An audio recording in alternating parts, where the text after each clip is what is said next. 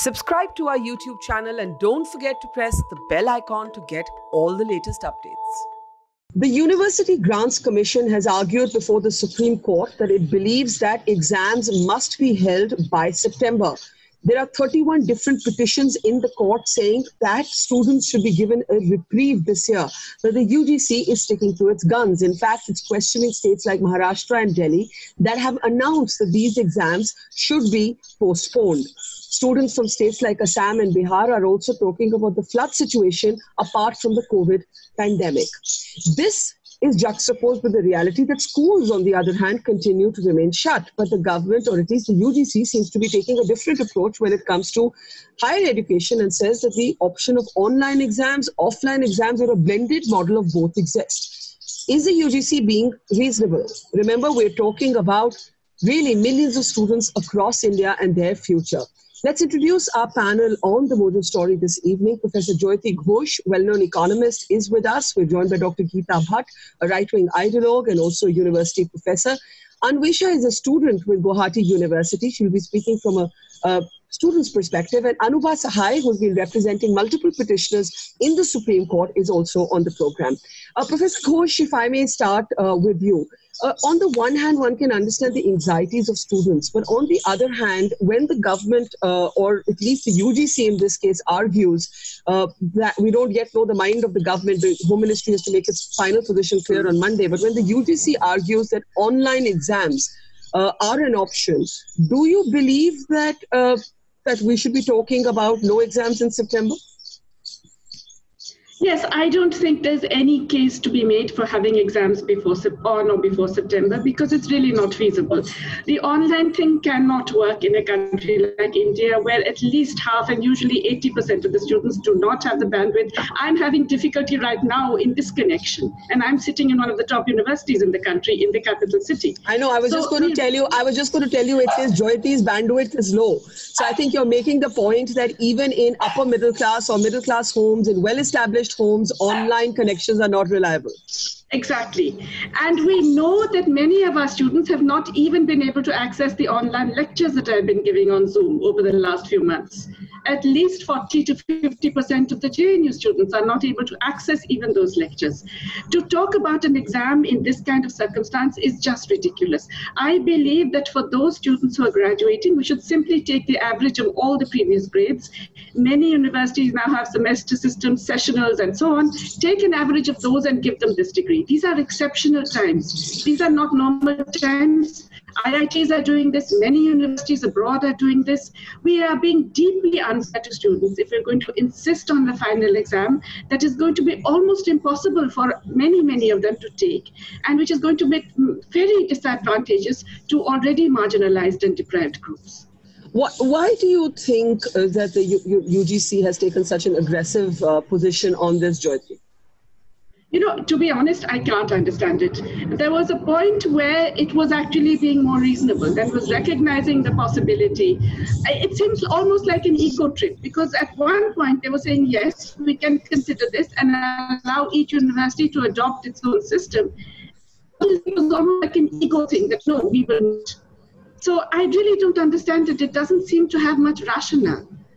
Dr. Geeta Bhatt, would you agree? Would you agree that at this moment, when schools are shut, when you know we are facing the digital divide in India, you know, we also need to remind people that only 15% of rural India has internet access compared to 42% of urban India. Only 11% of Indians have access to a computing device. So the online education model is not a one-size-fits-all solution. Would you, as a university professor, bat for the postponement of the exams? Well, Barkhaji, well, first of all, I feel that, you know, in a learning system, in any education system, you know, teaching, learning and evaluation is something which is an integral part of it. And while we are talking of an examination in the universities at this time, let us be reminded that this examination is only for the third year students, not for the first and second year students. And there is a reason to it, because the third year, the final year students are the students who are going to pass out and step out based on their merit. You know, they are going to apply either, you know, for higher education institutions, or are they going to go and take up some kind of an employment. So their evaluation is going to be based on the degree that they have earned. So if there is an examination which has taken place and they have earned a degree for it, then in that case, there is going to be a scholarship which is going to be attached to that degree. And as far as UGC's guidelines are concerned, if you go thoroughly through the guidelines, you can find that they have given, there is no restriction. They have given all options if you want to go online, offline, or you want to have any kind of a blended system. Also, those students who are not in a position to sit for the examination for any reason will be given a chance by their university as and when the situation will become normal and the universities will open. So let me ask you this. Is there. Yeah. Got it. Let me ask you this. Why do you think it's important for the third year students to find some way, if they can, to take this exam at this time? Is it because you say that these students should not lose a year, and if they do not take their exams by September, they will be losing a year of their lives? Jayati Ghosh is another alternative. She's saying aggregate their performance and let them graduate. Nobody is saying that you hold back the graduation or you make them lose a year. Is that not a better model, Geeta? No, Barkhaji, see, I'll give you one or two examples. In NSUT, Netaji Subhash Chandra University of Technology, one of the very reputed technology institutes in Delhi, they, for their final year students, they did a voluntary survey, their institute, that whether you want to sit for an examination or not. 97.7% students said we want to sit for an examination. In Faculty of Management Studies, which is one of the most premier institutions of University of Delhi, have already conducted an online exam because their students had employment which were very lucrative employments, and they would have lost it if they were not given their examinations had not been held, which has already been held. So these are some of the examples. So you see, it is important that when the student is able to show his competency through an exam, you see, at the present circumstances, the alternatives which are available, one can go for it. Like in Karnataka, they are going ahead with the examination. Kerala University has already conducted the examination and physical examinations. They've already done the university examination. So before I come to Anubha, I just want to bring in Professor Jayati Ghosh to respond to what Dr. Geeta Bhatt has said. On another program, when we were talking about schools, Jayati, Annie Koshi, who's been a principal for years, said we need different models for different parts of the country. And her point was there are parts of the country that are not as badly impacted. So don't take any decision on education that's a one-size-fits-all. Would you at least say that maybe states which have, maybe in a sense crossed the bend and are better on their COVID pandemic management would be allowed to hold exams? Like, should we have a varied response to this, Jayati? No, absolutely. In fact, this is what we have been saying. Don't have one size fits all. You cannot do that in a country like India. It's not just the impact of the COVID. As you mentioned, there are floods in some areas. We are JNU, it's a national university. We have students all over the country. They're spread out at the moment. We have very, very different situations. So you cannot impose one size fits all. Leave it to institutions to decide. Leave it to state governments and districts to decide what is feasible or not feasible in a particular situation.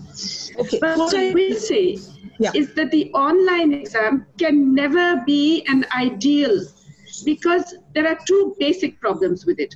One is that there is no way of knowing whether in fact that student has sat for that exam. We don't at the moment have that technology across the country. So we are not able to actually ensure that this is the student who has answered this exam, and we have no way of monitoring that it has been done in a completely fair way.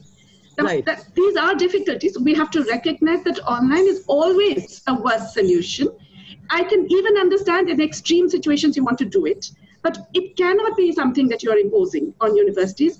If they wish to say that, look, we cannot do any of these, we want to go by what we have done so far, we have the aggregate of the previous 2.5 years or 2 years, and we're going to take that, let them do that. Okay, so let the colleges, let the institutes decide. Dr. Geeta Bhatt, I saw your hand go up, and let me get the others. Anubha Sahai is the lawyer representing 31 different petitions are in the Supreme Court. The Solicitor General took the position that students must prepare as if the exams are happening. The Home Ministry previously said that exams can go ahead, but now may be reviewing its position. What are you hopeful that the court would do at this point? Because the SG is certainly saying the students have to carry on as if the exams are happening. as far as Supreme Court is concerned, they will definitely go with what the UGC is going to say, because it's UGC which has to decide. Like in CBSE and ICSE matter also, they left it to CBSE to take a call whether you are going to conduct examination or not. So they said that no, we are not in a position to conduct the examination at that point of time when the cases were not that much on a higher side. Now the UGC has to take a call whether they should go ahead with the examination or not by looking at the condition of pandemic which is there across India. Right now we are seeing the cases are rising. Even 50,000 cases were reported yesterday. Yeah. So this is not the right time to conduct examination for anyone, because suppose even if the decision will be left to university, suppose JNU University is there, students are from across India. It will be difficult for students to travel from other states to Delhi now for appearing for exam if it is a physical examination. But the UGC so far doesn't seem to be responding to that, Anubha. No, they are not. Actually, they should listen to the plight of students and take initiative and take a call on that whether the student will be able to appear for exam or not. See, they have given 3 options. One is online mode, another one is offline, and third one is online, offline, and is spatial examination. Offline is not possible. That is pen paper mode. Today, it is. I don't think it is practically possible. But you know, I just want to point out in the course of this program, Jyoti is back with us, but we lost the internet link to her at least 5 or 6 times. And this is JNU. It's one of the premier universities of this country. So really, we have to be mindful of the reality of this online world, right, Anubha? Because literally it's happened in front of our eyes. And this is JNU. Anvesha, as a student, what would you like the Supreme Court to understand about what you're going through? I would really want the Supreme Court to understand the plight of the students, because 2020 has given us such hardships all through the 7-8 months. We are not mentally prepared to face any such adverse conditions, because this is not normal for us. We haven't seen such a pandemic in our 20-25 years of life, and we haven't attended more than we have only attended classes for 1 month with no physical classes. How can we write exams? What are they testing us for? If they have not given us classes, how can we write things which we are not taught? And I am a science student, and I can never say that Zoom call or Google Meet can even touch anything that is taught to us physically in colleges and universities. So Anvesha, what do you want? Anvesha, what do you want? What do students want? Students definitely want that they should be given a degree based on their past performances, because we have given exams all throughout this graduation, post-graduation life. I don't think one exam will definitely say so much about us. We have already passed 7 to 8 exams already before. We are not students who are just passing away by not giving exams. This is just one time, and it is such an extraordinary situation. We need something extraordinary from it. And also, it's so late. It's almost like the end of the year almost. And now if we give exams, our results will be handed so much even later than this. And then I think almost this year is lost. We have to apply, if we are going for higher courses, we have to wait for next August to apply for such courses and jobs. No, of course, some of this, Dr. Geeta Bhatt, is happening globally. I mean, you're seeing the tumult in the United States of America, for example. Universities are struggling. A lot of universities have gone online for the year. With all its flaws, people don't seem to know what to do. People are really grasping at straws. What would you say to the 3 people on this panel who believe that there is enough of a body of work and performances to aggregate? Forget who topped, who didn't top, or if you want to do that, do it from their past performance. What is the problem with that model, Geeta ji?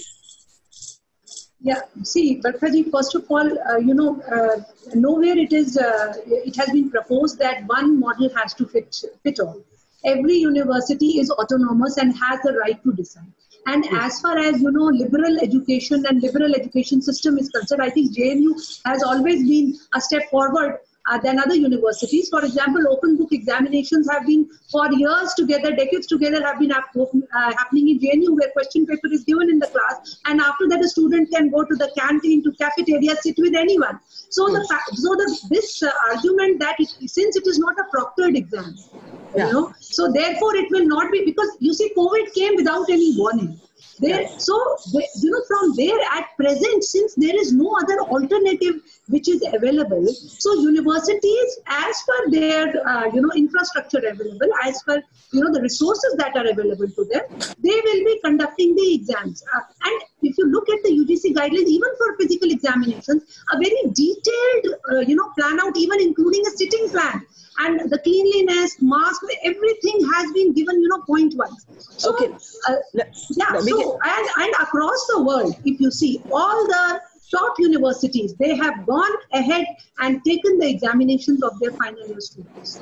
And this is a United Nations report, you can look into it. Let me get Professor Jayati Ghosh to respond to your open book parallel. The fact that, Jayati, that Geeta is saying that why be needlessly worried about, whether someone's cheated or taken help of, any other device when JNU trusted the open book system.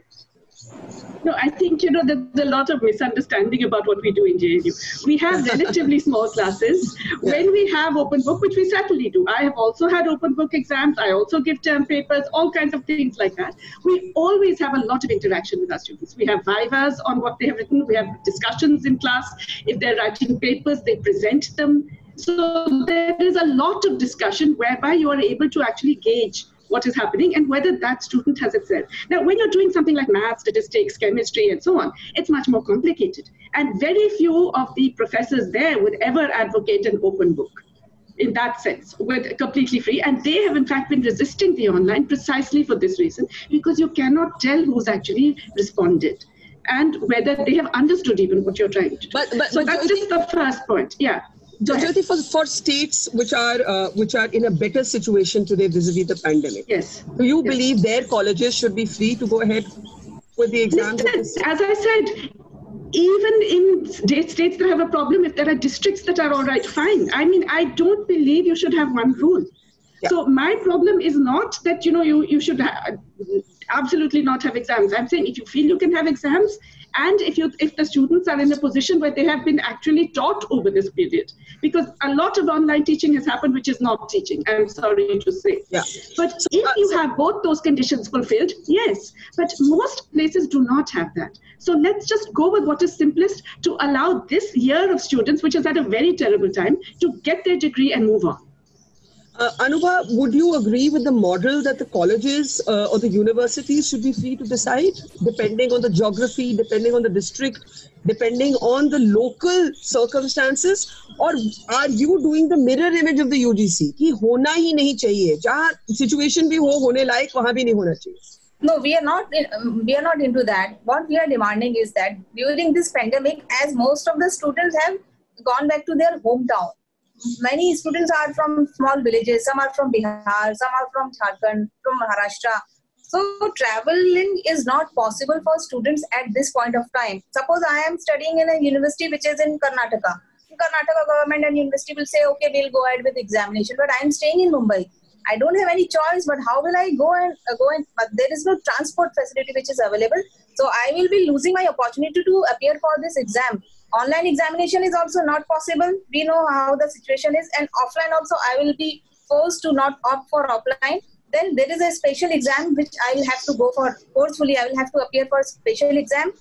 UGC and HRD and all the ministries in central government, they're not telling when are they going to conduct the special examination. They're saying when the situation will be under control. Nobody knows.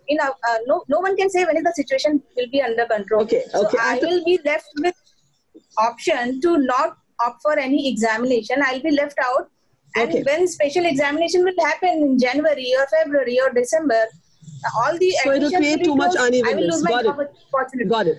And I need to take final comments. Anvesha, I'll start with you. The Solicitor General has said to the Supreme Court, students must prepare as if exams are happening. Are you preparing for exams, Anvesha? No, I haven't prepared for my exams because I only attended classes for 1 month, literally. And after Holi, I didn't attend any classes. And online classes did not work for us because we are literally science students. We cannot understand physics, maths, chemistry like subjects through Zoom call or Google Meet. This is literally impossible, no matter how much they try to impose that online classes have been taken. But it's not literally working in our country. Okay, Geeta, do you accept the limitations of online teaching? That's a point that Anvesha has made.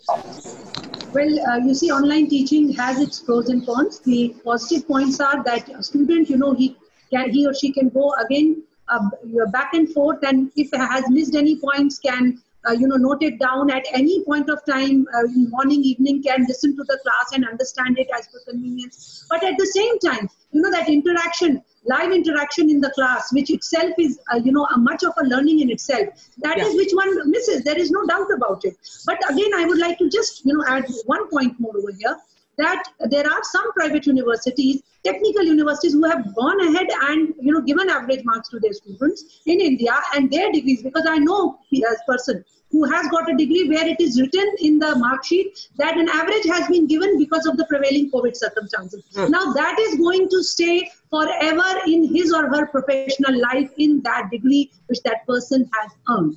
This is something that needs to be remembered, and let us also not forget. But why have they been given average? Why not an aggregate? Why have they been given an average score as opposed to an aggregate of their performance? So it will be written an aggregate of a performance, but that is what is going to stay. If someone writes an aggregate on an average, but that is something which will remain in the degree forever for their profession. Okay, I have to close. Jyoti, just your last thoughts on this. But Barkha, one point I would. Okay, Anubha, one sentence and then Jyoti can close. Yeah, Anubha, go ahead. I'll take 1 minute of yours. As far as the degree is concerned and mark sheet is concerned, if students will not score good marks in this exam, or if he or she will not be able to appear, then a examination can always be conducted at a later stage to improve the score, which has been done for CBSE and ICSE students also, that at later stage when the situation will be normalized, you can appear for exam and improve your score. Okay, Jyoti, closing thoughts. Okay, some very quick final points. IITs, IIMs are doing this aggregated or average marks. I don't think it's going to affect any of the students there. Forcing exams for students in this very unequal situation will perpetuate the inequality, will actually be deeply against those who are already disadvantaged. And there is really no reason why, if across the world this is being done, in an exceptional circumstance like this, we cannot just aggregate previous marks and allow these students to move on with their lives. Well, we await clarity now from the Supreme Court and from the central government. I think in a couple of days on Monday, we should have a clearer sense of what's happening. For now, to Geeta, Jyoti, Anvesha and Anubha, thank you so much for joining us on the program today. Thank you.